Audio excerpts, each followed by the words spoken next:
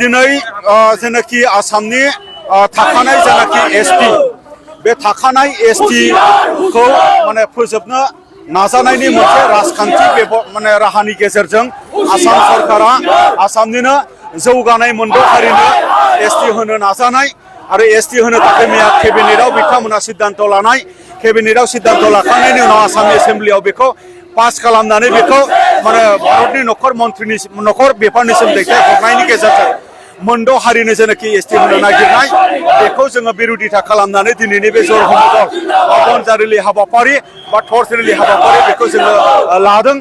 आसाम सरकारा सानफिननांगौ, आसाम सरकारा गावसिनि थांखिखौ बोखांफिननानै लानांगौ। बिथांमोना माब्लाबाबो जेन माने जौगानाय आरो गोबां सुबुं अनजिमा थानाय हारिनो माने एसटि होनानै थाखानाय जेनाखि 40 लाखल' एसटि बेखौ माने फोजोबस्रांनो नाजानाय माने 1.5 करोड़ मानसिखौ एसटि खालामनायनि गेजेरजों बियो जोंनि थाखाय खोब माने खैफोद गोनां। मानो होनोबा जाय हारिया गाबोन जुदि एसटि जायोब्ला बिथांमोना जोंनि 6 शिड्यूल काउन्सिल बिटिसि बेवहायबो पिसिडिसि बेवहाय टाउन कमिटि आरो बेवहाय एमएलए इलेक्शन बेवहाय बिथांमोना जोंबो एसटिआ जेरै माने इलेक्शन गेलेयो जेनाखि मोनथाय बिथांमोना समान मोनथाय मोनगोन। थाङै जोंनि सोमावसारनानै मोननाय जेनाखि मोनसे बिटिसि बा 6 शिड्यूल बेवहायबो बिथांमोना जोंनि जेनाखि जायगा जोंनि राजखान्थियारि जोंनि फोथार जोंनि रांखान्थिनि जे फोथार जोंनि सोलोंथाइनि जोंनि साख्रिनि जिखिनि फोथार बेवहाय बिथांमोना जौगानाय आरो राफोद बादायारि हिसाबै बिथांमोना गासैखौबो सेनानै लाजोबगोन। दा बेखायनो बे थांखिखौ जोङो होबथानो थाखाय जोङो बे आन्दोलनखौ जोङो लानाय जादों। जोङो बिथांमोनखौ लुबैदों जे बिथांमोना स्ट्रंलि अपोज खालामनांगौ। बर' बा आदार माने जिखिनि ट्राइबेल इलेक्टेड माने एमएलए मन्त्रि दङ बिथांमोना माने स्ट्रंलि अपोज खालामनांगौ। आरो जोङो दिनै 6 शिड्यूलनि जेनाखि जोंनि बिटिसिनि चिफ मानग्रा हाग्रामा महिलारि बिथांनि सरकार दङ बिथांमोना जेरैखि जाया काउन्सिल गभर्नमेन्टनिफ्राय बेखौ अपोज खालामनायनि जेनाखि माने बाथ्रा जेनाखि मोनसे स्टेन्ड बेखौ दैथायहरनांगौ। नङाब्ला दिनै जेनाखि जोंनि 6 शिड्यूल बियो गाबोन माने जोबस्रांनाया रोखा होननानै जों सानो। जोङो जेरैखि जाया बेखौ माने जानायनि सिगां जोङो होबथानो थाखाय जोङो जेसेबां माने गोख्रों आन्दोलन लानो हायो जोङो बेखौ लागोन। आरो आसाम सरकारा बेखौ सानफिननो थाखाय बाध्य खालामनो थाखाय जोङो माखासे हाबाफारिफोरखौ जोङो लानो गोनां जागोन।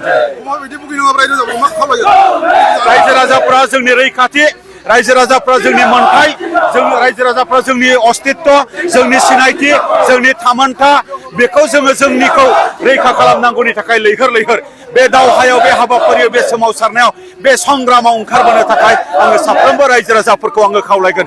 मानोना दिनै जायफोर कलेजाव गाव गावनि गथ'फोरखौ फोरोंदों बा जायफोर फरायसाफ्रा दिनै कलेजाव स्कुलाव इउनिभार्सिटियाव फरायदों बिथांमोना दिनै माने ट्राइबेल स्टुडेन्ट बा बर' स्टुडेन्ट गाबोन रोंखांनानै राखांनानै बिजनेस साकरि बा गुबुन गुबुन राजखान्थियारि फोथाराव सासे बादायारि हिसाबै जाफुंसार जाहैनांगौब्लाबो जोङो थाखानाय एसटिफ्रा सिकिउर्ड आरो सेफगार्ड जानानै जोङो थानांगोन, प्रटेक्टेड जों जानानै थानांगोन। नाथाय एडभान्स 6 कमिउनिटिया गाबोन जुदि एसटि जायोब्ला जोंनि सासेबो बर' बा ट्राइबेला बेफोरबायदि मोनथाय आरो खाबुनिफ्राय जोङो जानगाराव थानो गोनां जागोन। बिनि थाखायनो बिमा बिफा रायजो राजा फरायसा लाइमोन गासैखौबो बे दावहायाव बारसोमनानै आसाम सरकारनि हेंथायै बाथ्रा बुंनो थाखाय गसंथानो थाखाय बे सिद्धान्तखौ हेंथा खालामनानै बाहागो लानाय आन्दोलनाव बाहागो लानो थाखाय आं खावलायबाय। गोजोन्थों।